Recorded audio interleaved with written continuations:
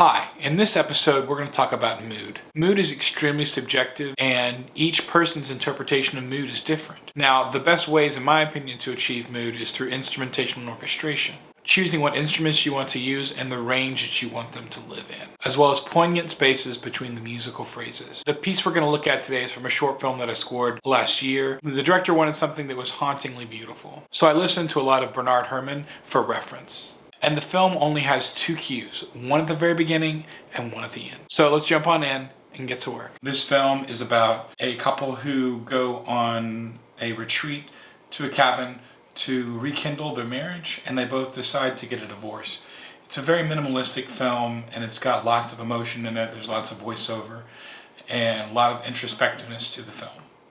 And the director wanted a score that was reflective of that was very emotionally charged and hauntingly beautiful. So first what we're going to do is we're going to watch both of the cues. There's only two cues in this film, one at the very beginning and then one at the very end. We're going to break apart some of the harmony for the opening scene, and then we're going to break apart some of the instrumentation for the ending piece. So let's jump on in.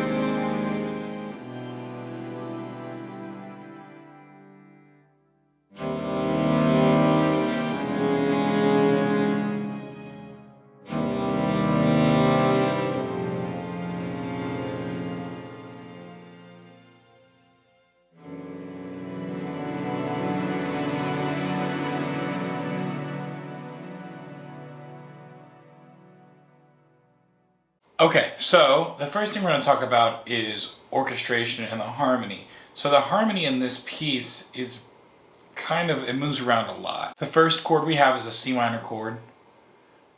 And then from there we go to an E flat 6. You could also think of that as just a C minor chord with an E flat in the bass. And then we go to right here to the 4 chord. But I didn't put any tonicism in it, so it's just literally a power chord.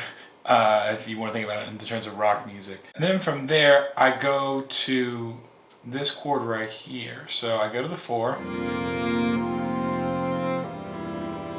So if you notice, that's a C major chord with an E in the bass. But I said the key is in C minor.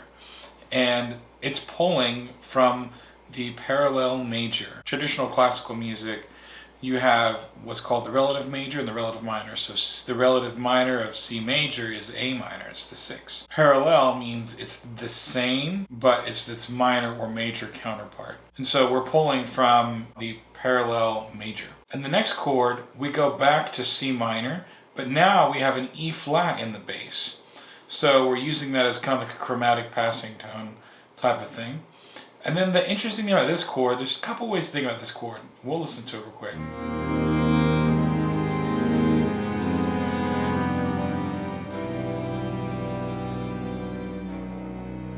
Okay, so this last part right here, we'll talk about in a second. But this chord right here is interesting because when I wrote it as two chords on top of each other. So I wrote it with like an F minor on the bottom, F minor 9, and then I wrote it with a G minor on top. But technically, I had to write it down. It's an F minor 9, sharp 11. The next chord goes to an E over B, which is a little interesting. You can hear that change.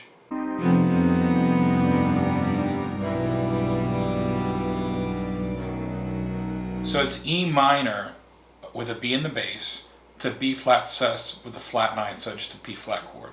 So E minor is not in the tonicism of C minor, it's in the tonicism of C major. So we're borrowing not only the parallel major minor, but the chords that also associate with that. The next phrase, we go to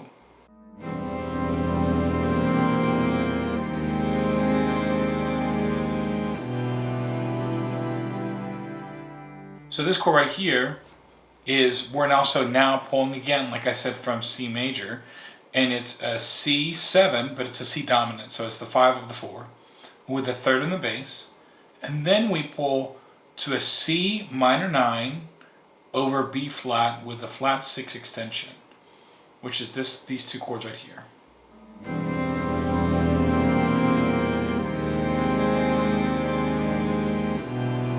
And then we end on E minor over B. And then the next chord right here, we're taking the chord, it's C minor, and then we're literally lifting it up a half step to D flat minor, but with a third in the bass, which is, don't kill me, F flat. So you'll hear that right here. C minor to D flat minor with the third in the bass. Back to the 1. So my favorite chord is this last chord here.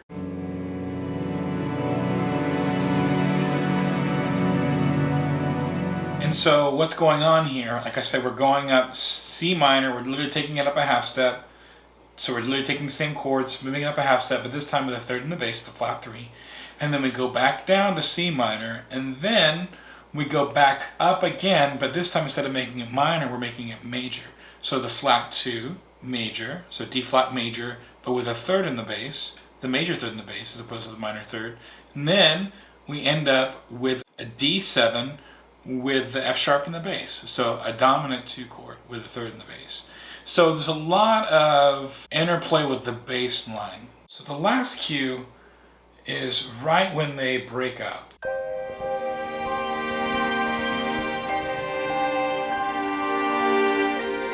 And it's to the cuts.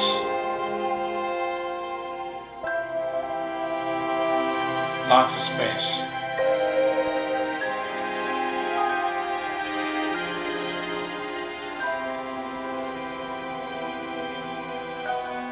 It's that same harmony.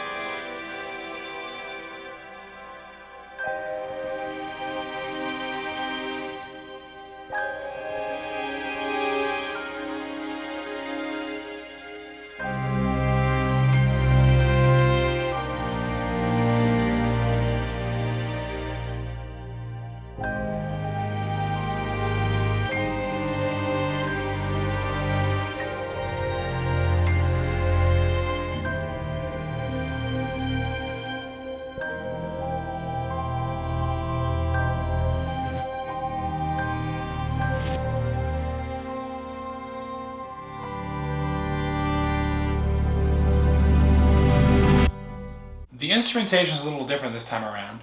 I added the piano and I added some more textures.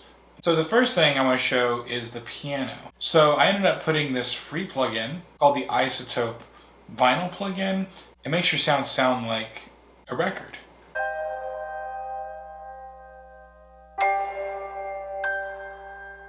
Here's how it sounds without it. So it cuts out a lot of frequencies. And the next thing that I added was this kind of pad sound.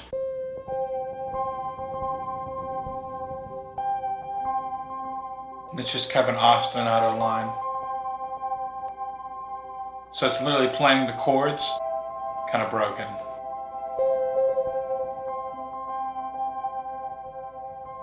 And then I also have this bass line that comes in here at the end.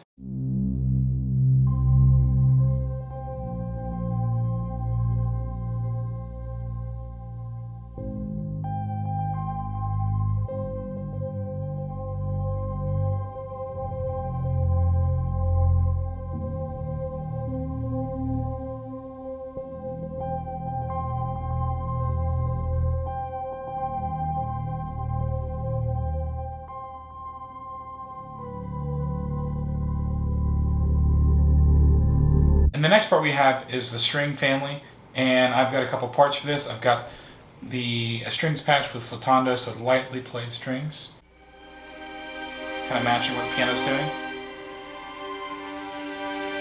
And then we have the melody in the violin and the viola.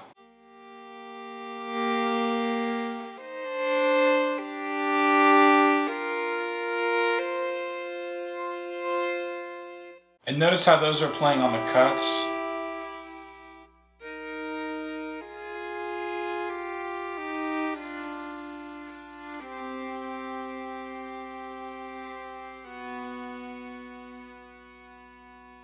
And finally we have the analog strings, which are just mirroring what the flutando strings are playing. But I wanted something that would kind of mesh with the piano.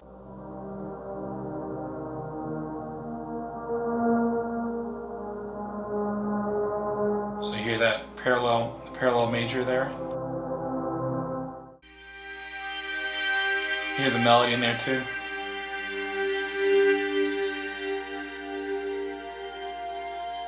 And so if we listen to these pads here with the piano and with the analog synth,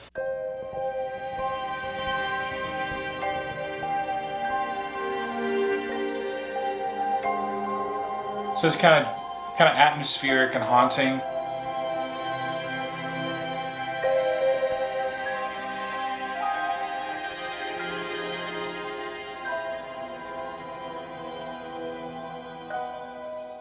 So the last thing I want to show is the climax of this piece. When the synthesizer comes in, we have a new kind of harmony introduced.